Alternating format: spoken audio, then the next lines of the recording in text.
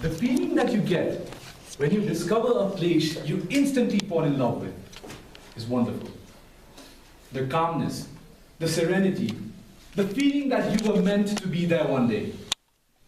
Unfortunately, this is a feeling we all very rarely have.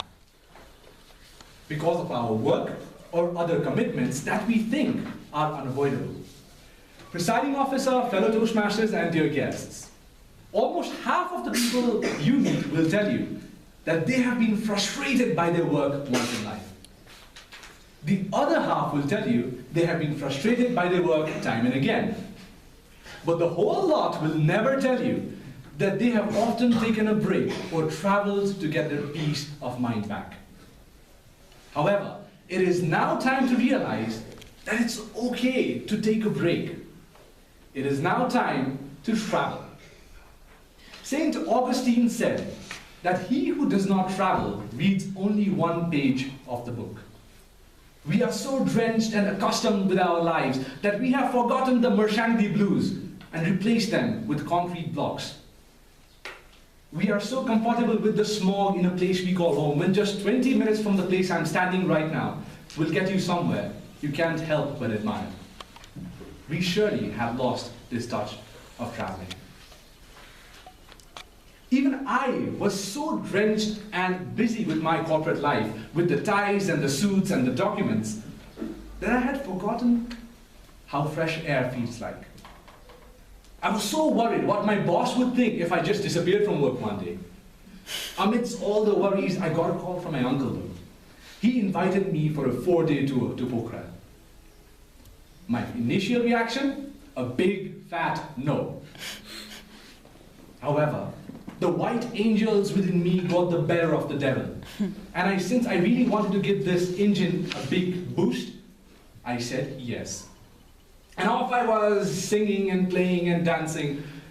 When I reached home, noticing my cheerfulness that evening, my sister immediately asked in that thick Indian accent, "Did someone propose you?"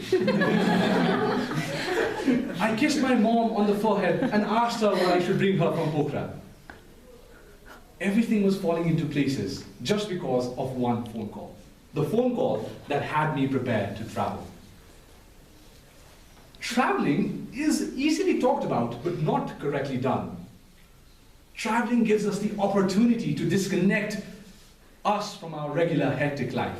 For the next 96 hours from the moment I got the phone call, I disconnected my brain from my regular hectic life.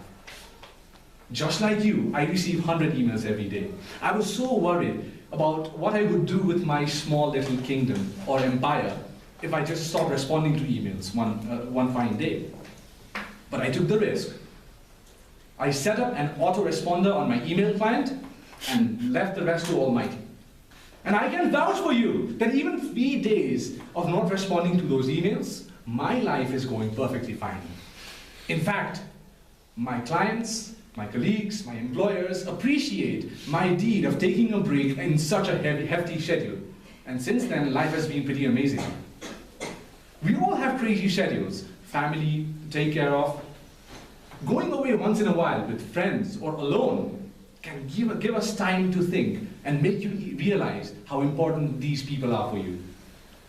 As a matter of fact, traveling with the right person to the right place in just the right amount can be even more relaxing than an 8-hour sleep. So, traveling relaxes you. It recharges your batteries. It gives you time to retrospect on life and correct the things that you think went wrong. But wait a minute, why should you travel? You just got that big contract, right? You just got that big raise, and you just got that job you were talking about for 4 months. Why should you travel? Life is awesome. Remember, traveling to an unknown culture or an undiscovered place means learning about unknown culture and people. If you ask creative people how they are so creative, they will always feel a bit guilty. They are creative because they could connect the dots. The dots here are experience, travel, tour, people, culture, alcohol, village, just about anything.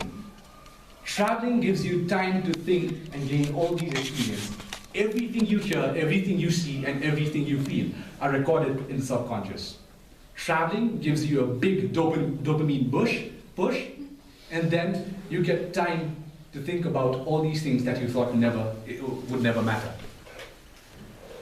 If I decided to conduct a survey right here and ask you to describe one of your most beautiful moments in life, you will not talk about business meeting with a client. You will talk about a small family getaway, or a crazy bike ride with friends, or the trek to the Himalayas. That is because traveling creates memories for a lifetime that otherwise work might not. You will not forget about walking the entire day with your friends atop the hill. You will not forget jumping off the cliff into the river. You will not forget the barbecue night atop the hill with your friends after riding through the muddy, slippery roads of Nepal. Students too have regrettably left behind this characteristic that millions of years ago our ancestors left us, the gift to travel all along. We are gifted by science and engineering, the most sophisticated of technologies, the car, the bike, the bus.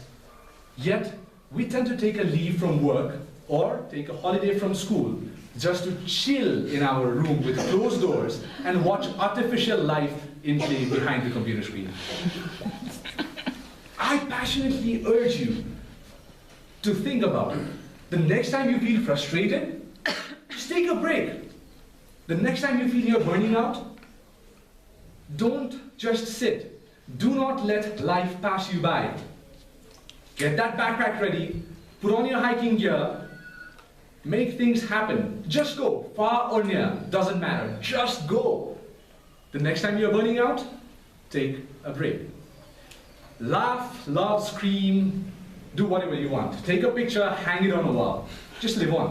Over to you, Tosh.